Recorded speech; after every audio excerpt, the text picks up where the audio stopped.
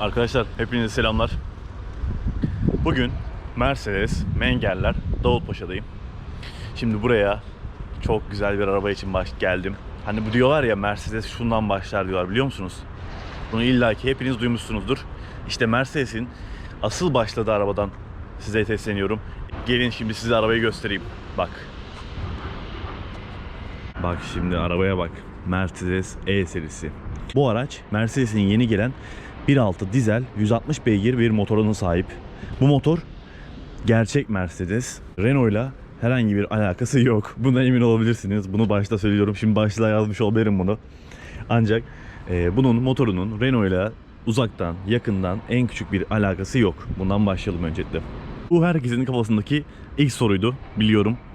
Benim de aynı şekildeydi. Bunun bilgisini aldım. Özellikle bu motorun sessizliğini çok merak ediyorum. Çünkü Mercedes kendi dizel motorlarında aşırı sessiz yapıyor. Bak eski bu E200, 200E falan var ya, böyle hani dizel olanları var. Tam bilmiyorum isimlerini ben onların. Yani eski kasa, bu çok böyle efsaneleşmiş kasa var ya. O kasanın dizelleri var. Onlarda dahi dizel motorlar çok gürültülü çalışmıyor. Arkadaşlar kanala abone oldunuz mu? Olmadıysanız hemen şimdi kanala abone olmanızı istiyorum. Teşekkür ederim. O yıllarda nasıl becermişlerse o araçlarda motor gürültüsü fazla yok dizellerinde. Şimdi bu aracın da motor gürültüsünü merak ediyorum. Bakacağız bakalım nasıl gözüküyor, nasıl bir ses veriyor, onu merak ediyorum. Aracın bütün detaylarına ineceğiz bu arabanın. Şimdi araba burada biraz dar bir alanda. Buradan çıkaralım. Ya test sürüşü yapamıyorum. Kusura bakmayın. Bak gürültüleri duyuyor musunuz? Kamyon da var orada bak. Şimdi normalde bunun test güzergahı buradan başlıyor, ileriden dolaşıyor. Bayağı da uzun geziyoruz yani. Ama bunu da yapamıyorum çünkü buradan böyle sağ tarafa doğru bir yol var. Bak burayı bilen olacaktır illaki, Davutpaşa'yı. Davutpaşa'da acayip bir yol. Şuraya girdin mi çıkamıyorsun. Yani biraz daha ileri gitsek bu arabaya test arabasıyla geri dönemeyeceğiz. Belki de yarım saatimiz, bir saatimiz geçecek. Trafikte geçecek yani, arabadan bir şey anlamayacağım. O yüzden ben o yolun düzelmesini bekliyorum. Sonra gelip bunları tek tek hepsinin test sürüşünü yapacağız. Aynı şekilde C'nin de yapacağız. Hem böylece şimdi aslında bugün de C ile E'yi de kıyaslamış olacağım. Aradaki kalite farkını görmek istiyorum. E hani C'den çok farklı bir şekilde kaliteli mi? Onu görmek istiyorum aslında. Hadi gelin şimdi arabayı ben güzel bir yere çekeyim. Orada daha rahat bakalım. Bak anahtarımız bu şekilde. Aynalarımız tabii ki katlanır. Girelim bakalım. İlk önce beni böyle deliler karşıladı. Bak yine koltuk yerde ya. Hani bunun oturuş pozisyonunu Mercedes biraz farklı yapıyor. Ben pek anlayamadım bu mevzuyu. Şu an dışarıdan soyutlandım.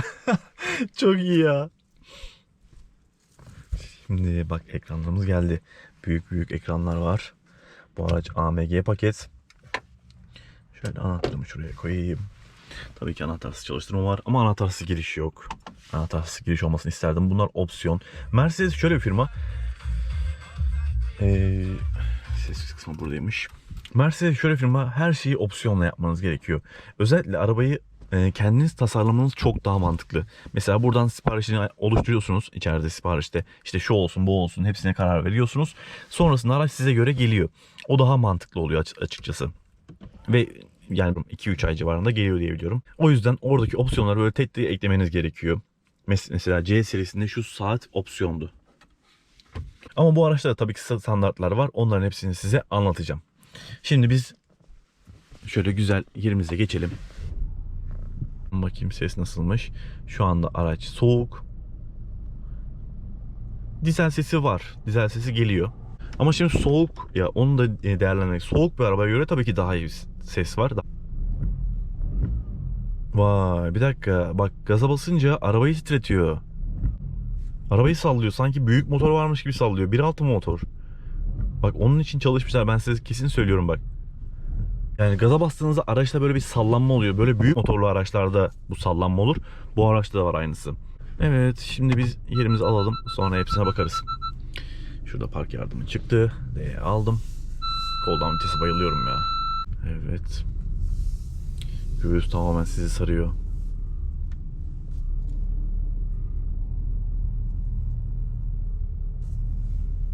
Abi direksiyon küçük ya, böyle kocaman bir arabaya hükmetmek çok farklı oluyor ya. Ve direksiyon şu an sert. Allah Allah. Şunu bir normal alayım bakayım. Sporttaymış. Gel bakayım Comfort. Evet biraz daha iyi. Stop etti hemen. Start stop devreye girdi. Hadi geri vites alalım. Bu araçta 9 ileri bir vites var. Çift karbonla. Şöyle park edelim. Evet. Bak burada park tuşu var. Buna basalım. Evet, istop edelim. Hadi gelin dışarıdan başlayalım. Karşınızda Mercedes-Benz E220 dizel. Bu araç AMG pakete sahip.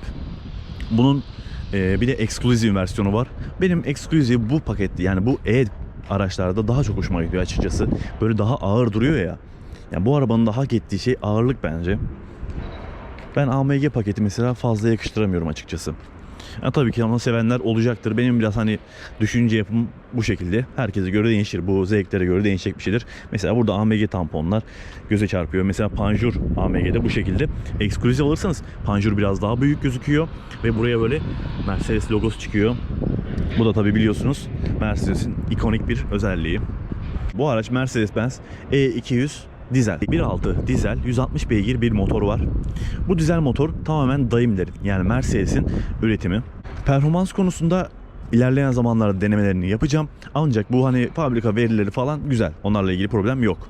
Etrafına dolaşalım. Bak yan tarafta park sensörleri görüyorum. Arkada led farlar tabii ki var. Bunları artık söylemeye yok. E-Class artık yani böyle fiyatı 500 bin lira civarında, 515 bin lira civarında. Ben başta yazarım. O yüzden bazı şeylerin artık standart olması çok normal. Ben size bunları anlattığımda abes karşılamayın ama size belirtmek zorundayım. Mesela aynalar katlanması gerekiyor zaten. Bunu söylemeye daha gerek yok aslına bakarsanız. Her zamanki gibi farlardan başlayalım. Farlara baktığımızda led farları görüyoruz. Şurada bir mercek var. Bu tarafta mercek koyulmamış. Çift çizgi şeklinde. Mesela C serisinde tek çizgili. Size ondan bahsetmiştim. Bunun bir üstü S-Class'a geçerseniz 3 çizgi oluyor. Bu arada şu gözüme çarptı bak. Şuradaki Mercedes logosunu görüyor musunuz? Çok güzel. Buraya da mesela LED Height Performance diye yazmışlar Mercedes ibaresiyle beraber. Ya bu arada ben bu rengi nedense sevmiyorum ya. Siz hangi rengi yakıştırıyorsunuz bu arabaya bilmiyorum ama hani bu arabanın rengi sanki siyah. Klasik olacak ama ağır olması, siyah olması benim daha çok hoşuma gidiyor açıkçası. Ön tarafta park sensörlerinden bahsetmiştim sizlere. Her tarafında gördüğünüz ekranda her tarafının park sensörleri sarıyor. Burada jantlarımızı görüyorsunuz. Bu jantlar AMG'de standart 245/40 R19 jantlar var ve çok yakışıyor. AMG jantları zaten çoğunuz hakimsiniz. Standart bir yapıya sahip. Sadece büyüyor, küçülüyor. Değineceğim. Cam tavan var. Cam tavan bu araçta standart. Opsiyon almanıza gerek yok. Arkada E200 yazısı ve Mercedes amblemini görüyorsunuz. Şu farları bir yakayım. Bak stopları da merak ettim. Stopların içinde çok garip tane tane bir şeyler var ya. Çok güzel gözüküyor. Yukarıdan baktığınızda daha çok belli oluyor. Tane tane camlar var içinde. Bir bakalım farlarımız ne durumda. Güzel gözüküyor ya. Şimdi yakında da makyajlanacak. Makyajlı halini beğenmediler. Yani beğenmediniz bilmiyorum. Siz nasıl düşünüyorsunuz? Fotoğrafları paylaşıldı. Biraz A serisini andırdığı için insanlar pek sevemedi. Ama bu farlar güzel gözüküyor. Bir de araba heybetli arkadaşlar. Şöyle geniş bakın. Bildiğin kocaman bir araba olarak hissettiriyor yani. Kaput uzun. Birazdan kaputunu da açacağım. O heybeti size veriyor. Arka stoplarımıza bakalım bir de ya. Bak şimdi o camlar bak şimdi belli olmaya başladı. Camlardan yansıyan ışığı görebiliyor musunuz? Yukarıdan, evet yukarıdan böyle içeriden camlara ışık yansıyor. Çok güzel gözüküyor ve arkadan gel bakalım şöyle. Ya bu arabanın arkadan sıkıntısı ne biliyor musunuz? Şimdi C alsanız E'ye benziyor. E alsanız S'e benziyor. S aldığınızda E'ye benziyor. Ya bunların arka tarafları hep birbirine benziyor. Yani bu bilmiyorum sizin için problem mi? Biraz andırması benim hoşuma gitmiyor. Daha böyle karakteristik özellikler olsa güzel olabilirdi.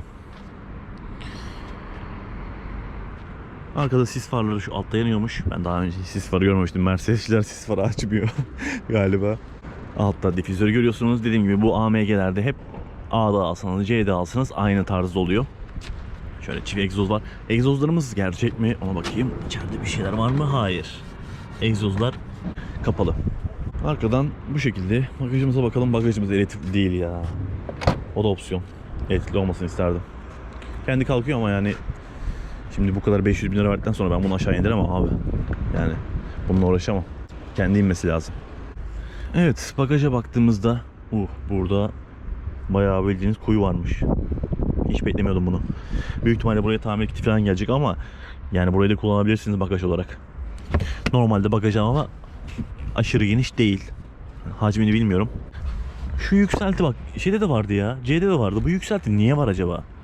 Orada bir demir mi geçiyor ya? Ne var orada? Allah Allah. O yükselti orayı daraltıyor. Evet. Burada halıları görüyorsunuz. Ama size şunu söyleyeyim. Ya halılar öyle aşırı kaliteli değil. Mesela Insignia'nın halısına bakın. Çok sevdim ben o halıyı ya. Insignia'nın halısı çok güzeldi. Arka bagaj halısı. Bir ellemenizi istiyorum. Bagajdan anlatacaklarım bu kadar. Bu bagaj herkese yeter. Ama tabii arabanın boyutlarına göre çok büyük değil.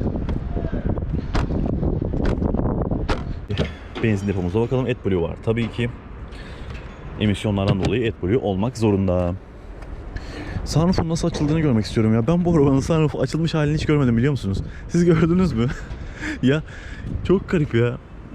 Hiç açılmış görmedim bak. Ciddi abartmıyorum. Hiç açılmışını görmedim. Mercedes C'de gördüm. Yani hani kullanıcı kitlesinden dolayı mı acaba? Hiç sunroof'unu açan yok. Kapatayım şuradan. Telif yemeyelim. Bir bakalım sunroof'una. Bakalım dışarıda. Evet, bu kadar açılıyor. Bir bakalım nasıl gözüküyormuş. Kapı kapanma sesine bak. Şöyle. Şimdi tatlı durdu ama vallahi büyük jantlar. Ya bilmiyorum bu arabanın rengi ne olmalı. Bir de bunun böyle kırmızıları var, biliyor musunuz? Böyle kırmızı vişne çürüğü gibi bir kırmızısı var. O da efsane duruyor. Bak şu görüntüye bak.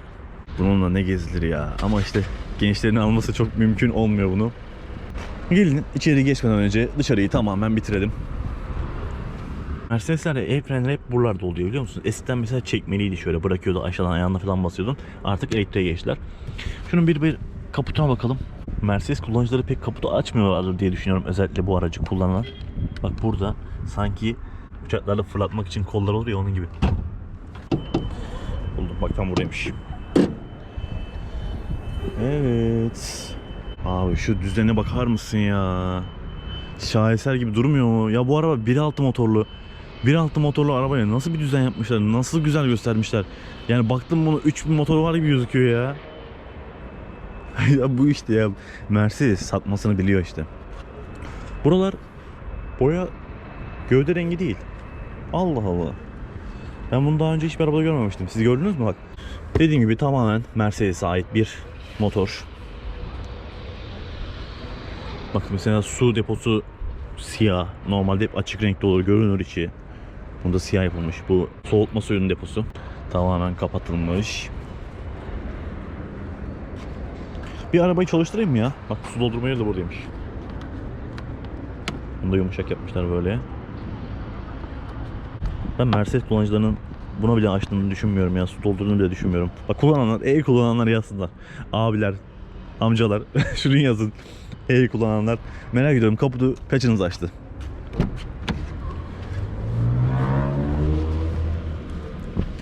Özellikle bu kasayı kullananlar ama. Bir çalıştırayım bakayım. Nasıl gözüküyormuş onu merak ediyorum. Ses nasıl? Evet, o dizel sesi tabii ki var. Kaput onu engelliyor.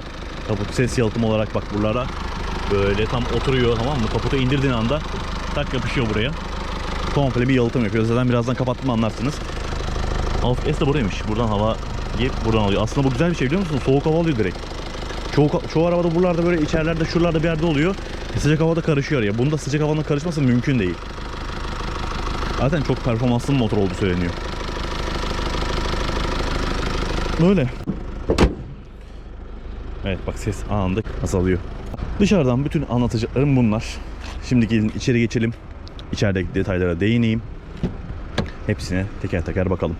Bu arada kanala abone olmayı unutmayın. Bekliyorum. Hepinizden abone olmanızı bekliyorum. Videoları izliyorsunuz. Abone olmadan çıkıyorsunuz. Abone olursanız sevinirim. Bu arada herhangi bir sarsıntı yok, onu söyleyeyim. Dizellerde genelde çalışırken böyle hafif bir sarsıntı olur. Bunda yok. Buradan bakmaya başlayalım her zaman gibi. Kapı üstlerimiz yumuşak. Deri. Derilerde şöyle durum vardır. Mesela alt tarafta sert bir tabaka olur. Deri böyle komple plastik gibi yumuşacık olmaz. Buralar hep deri. Aynı şekilde burada da deri var. Burası da deri. Şu aşağısı da deri. Yani deri gözüküyor. Bakayım. Valla burası da deri gibi, çok güzel böyle bir hissi var. Bunun içi böyle kaplanmış. Ya komple kapı deri gözüküyor ya. Deri bu ya komple, evet. Şurada bir, Allah Allah. Bak. He, bak şurada bir oyun yapmışlar. Şurada bu alt taraf tamam deri ama şu üst tarafı sert yapmışlar. Ama yine de dokusu çok güzel. Böyle bir farklılık olmuş burada. Böyle detaya inersek. Şurada küçük bir sertlik var. Bak burası da yumuşak. Ya şurası, şu içeride kalan kısım bildiğin yumuşak burası. İşte ne diyeyim. Çok güzel. Koltuk kısımlarımız var. Bugün Allah'tan hava sıcak. Yani sonunda. Elektrikli koltuğumuz var. Mercedes C'de görmüştük aynı şekilde. Onu da yukarı koyarım. Şöyle kapatayım. Mesela komple elektrikli bunlar. Hop. Belimizi ayarlayabiliyoruz. Koltuklar sarıyor ama. Şunun bir bel desteğini ayarlayayım, biraz beni itiyor. Exclusive'lerde biliyorum böyle geniş yayvan koltuklar var. Onlar da güzel duruyor. Ya bu tarzınıza göre değişecek bir şey. Şu direksiyon ayarı bak ya, fakirlik işte. Direksiyon ayarı arıyorum alt tarafta böyle manuel. Abi adam buraya kol koymuş ya. Hop. Güzel. Şöyle yapalım. Ekranlarımız yine aynı şekilde panel şeklinde A serisinde görünüyor. Ama bunda bir fark var. Üst tarafını bir siperle kapatılmış.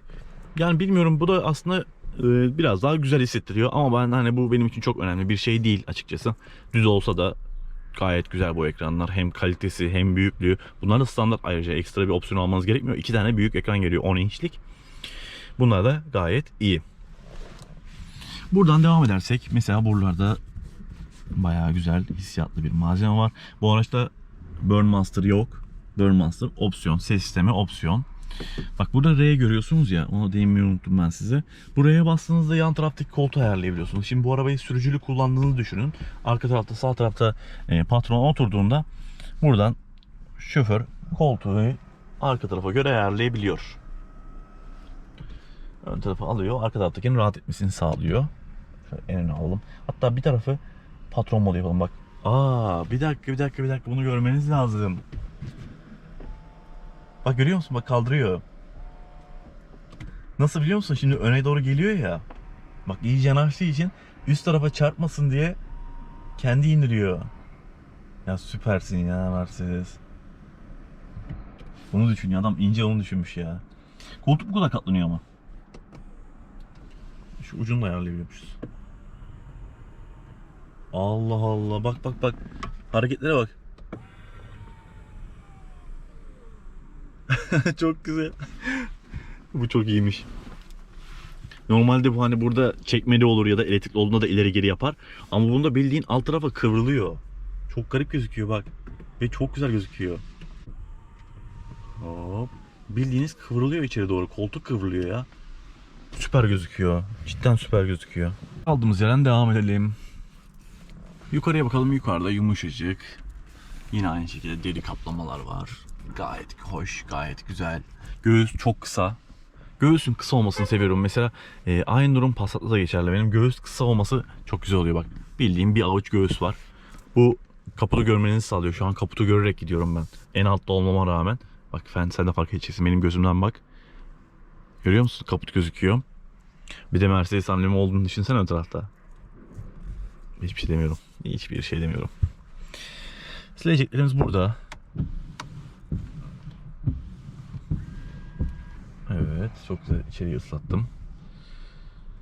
Güzel çalışıyor.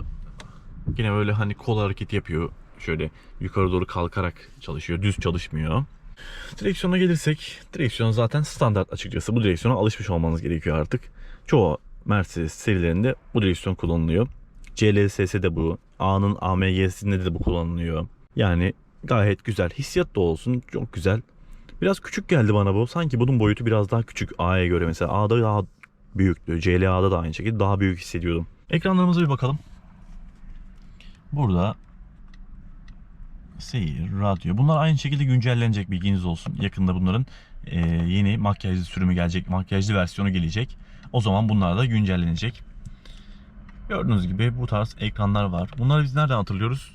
CLS'de. CLS'de de aynı ekranlar vardı. Ben CLS'yi de test etmiştim. Daha paylaşmadım onu. Pek paylaşır mıyım bilmiyorum. Bu şekilde değiştirebiliyorsunuz. Burada hangisi güzel derseniz, yani sportif güzel duruyor. Mercedes abi efkarlı.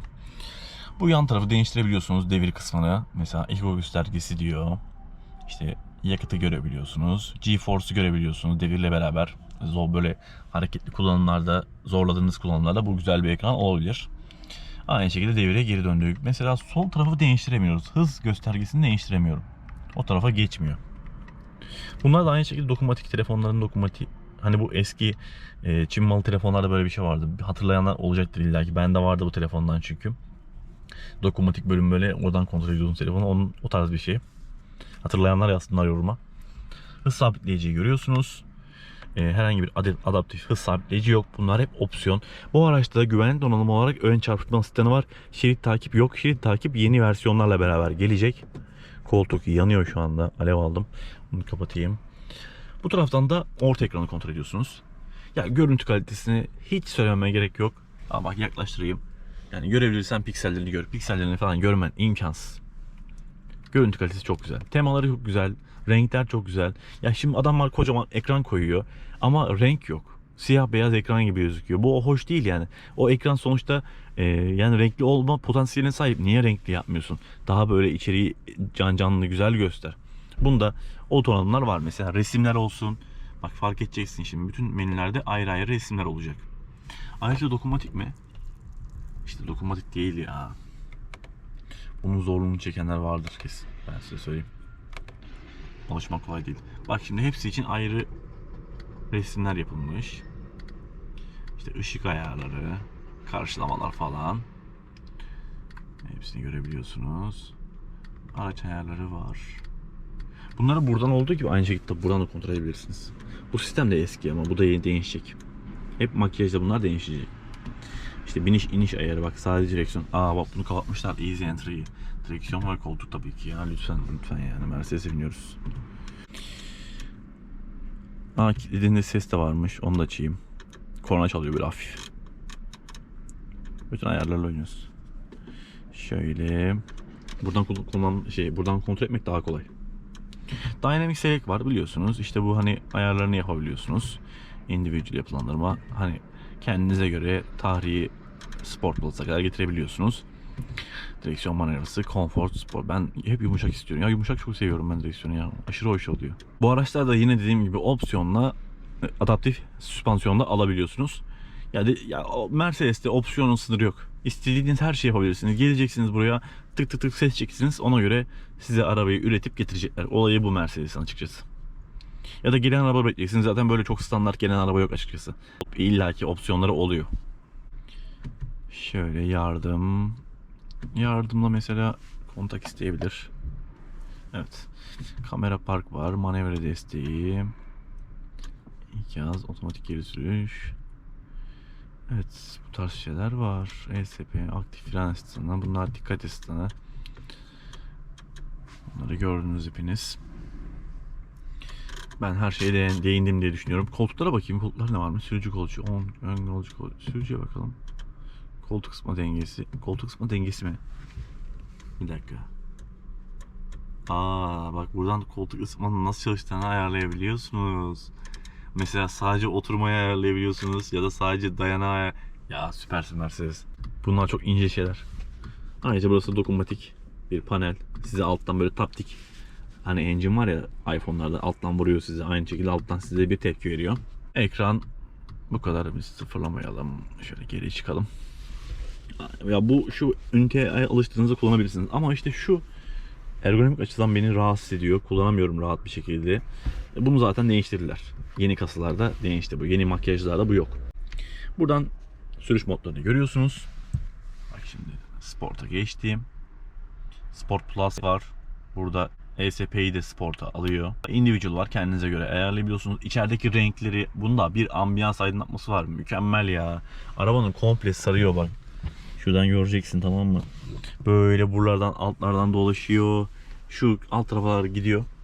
Ambiyans aydınlatması çok güzel. Bunun renklerini falan değiştirebiliyorsunuz. 60 küsür tane rengi vardı. Comfort var ve Eco var. Bu tarz göstergeler mevcut. Oyuncaklarıyla gayet güzel. Akşam oturdum geldiğimde her yerini kurcalardım. Daha bakamadığım bir sürü yer vardır büyük ihtimalle. Burada klima tuşlarını görüyoruz. Klimaya direkt menüye bastığınızda ekran geliyor. Klima tuşları bak mesela şeyde kötüydü. A serisinde falan kötüydü. Bunda güzel. Bunda hissiyat güzel. Şunu merak ediyorum bak, C serisinde şu tuş kötüydü. Bak bunu daha basmadım. Tamam. Bak ses değişti. Gene mükemmel değil ama güzel. Dörtlüyü de buraya küçük bir şeyle koymuşlar. Buna biraz ulaşmak zordur, ben size söyleyeyim. Ani durumlarda buna ulaşmak kolay olmaz. Ortada bir vitesimiz yok. Bu vites olmadığı için de rahat, geniş bir alan var. Ben yine uzattım konuşmayı. Video uzadıkça uzuyor. Geniş bir alan var burada. Herhangi bir kablosuz şarj göremiyorum.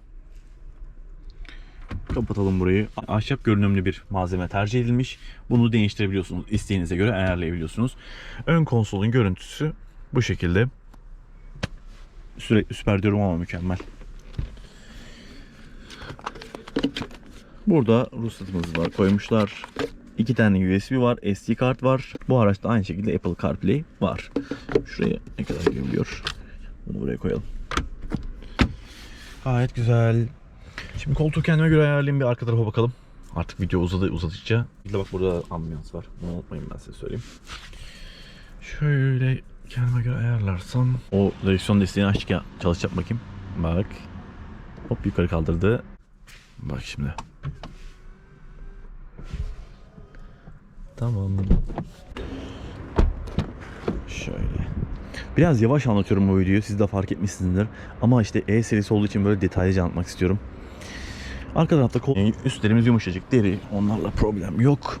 Bak diyorum ya size, arkada biraz geniş oturuyorum ben diye. Zaten fark ederseniz direğe geçmişim yani. Biraz geride oturuyorum ben. Siz bana göre pek düşünmeyin. 1.80 boyundayım. Rahat kullanmayı seviyorum. Ama o halde dahi bayağı da yer var. Ve bak tasarımı nasıl yapmışlar şimdi. Şuna dikkat edin. Dikkat edin. Bak, yukarı doğru nasıl inceliyor, görüyor musun? Yani buraya öyle bir tasarım yapmışlar ki şuraya içeri girebilmek için burayı öyle inceltmişler iyice. Bu farklı gözüküyor ve oturuş pozisyonunda arka tarafta yüksek. Şu an bildiğim bayağı yüksekte oturuyorum arkada. Arka koltuklar daha yumuşak önlere göre. Önler bayağı sertti nedense. Arka koltuklar şu an bayağı yumuşak ve ön koltuklar beni sıkıyordu. Bu biraz daha yayvan olunca rahat ettim. Ben böyle biraz sıkıya gelemiyorum galiba. Şu anda arka koltuklar bana aşırı güzel geldi. Şu yan tarafa oturmak istiyorum. Ortaya bakarsak havalandırmaları görüyorsunuz. Yine klima sistemi yok. C'de de yoktu. Bunun olması lazım ya. Yani bunun standartta gelmesi lazım bence. 3. bölge klima. Şimdi arka tarafta patron oturacak diyoruz. Bak burada koltuğu böyle ayarladık. Adam buraya oturduğunu kendi klimasını ayarlayamayacak mı buradan? Hani kendi derecesini buradan hiç ön tarafta şoföre söylemeden ayarlaması lazım. Bence bunun standart olması lazım. Zaten opsiyonlarda vardır bu.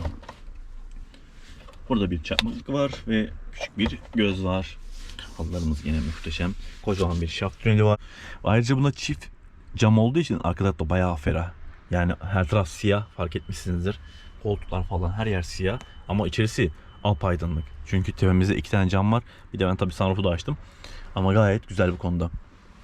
Ben bu özelliğini seviyorum Mercedes'in. Arkaya da cam koyması, arkadakileri de düşünmesi çok güzel. Bizim araçlarda mesela sadece ön tarafta var. Abi hiçbir şey anlayamıyorlar yani. Tam arada kalıyor. Ne ben görüyorum ne arkadaki görüyor. Yani sadece şekil oluyor açıkçası. Amega paspaslar gözüme çarptı. Şimdi ben şöyle makama geçeyim de. Öyle biz dar yerler bize göre değil. İşte bu.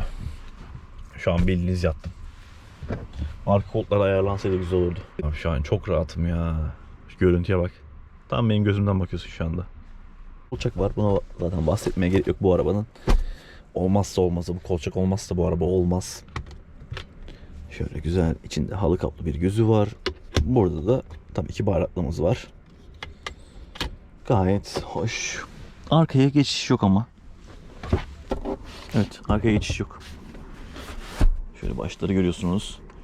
Ya eski Mercedes'lerde başlar otomatik katlanırdı, hatırlıyor musunuz? Ya bence o ikonik donanımları Mercedes kaldırmaması lazım ya. Olması lazım. Bana öyle geliyor. Hani bence öyle olmalı. Yine böyle katlansaydı içeriden tuşla güzel olmaz mıydı? Evet arkadaşlar. Mercedes E serisinden anlatacaklarım bu kadardı. Umarım beğenmişsinizdir. Bütün detaylara inmeye çalıştım sizin için. Şöyle biraz daha size göstereyim aracı.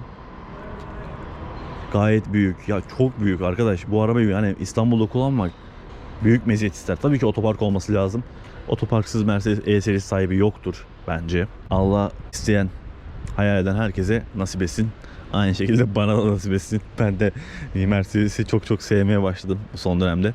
Hem Mercedes E, bilmiyorum E bana göre mi ama çok güzel ya. Olur herhalde ya, şöyle ekskluzivim ve E gider. Bir 500 bin lira krediye ihtiyacım var. Hadi benim araba 150 yapsın. 350 bin lira yeter ya. Umarım videoyu beğenmişsinizdir. Size olabildiğince anlatmaya çalıştım. Yavaş yavaş, tane tane anlatmaya çalıştım. Sağ olsun Mengenler, Davutpaşa da bana çok yardımcı oluyor araç konusunda. Siz de aynı şekilde buradan fiyat alabilirsiniz. Kendileri de gayet ilgili insanlar. Benim anlatacaklarım bu kadardı. Umarım videoyu beğenmişsinizdir. Yeni videolarda görüşmek üzere. Kendinize dikkat edin. Görüşürüz. Şimdi yerine götürürken de böyle bir küçük video alayım ben size.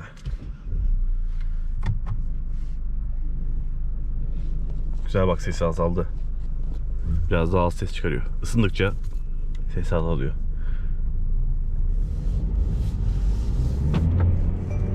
Oo. Ya arkadaşlar, size şu abartmıyorum bak. Size hiç abartmıyorum. Bu arabanın motoru sanki büyük bir motormuş gibi tepki gösteriyor. Bak, ona göre %100 eminim Mercedes onun için uğraşmış. Yani kullanıcılarına 2000 motor hissi versin diye uğraşmış. Hayatta 1.6 dizel motor böyle bir şey sergilemez yani, imkansız. Sesi olsun, işte ciddi anlamda motora uğraşmışlar. Kamerada böyle bak.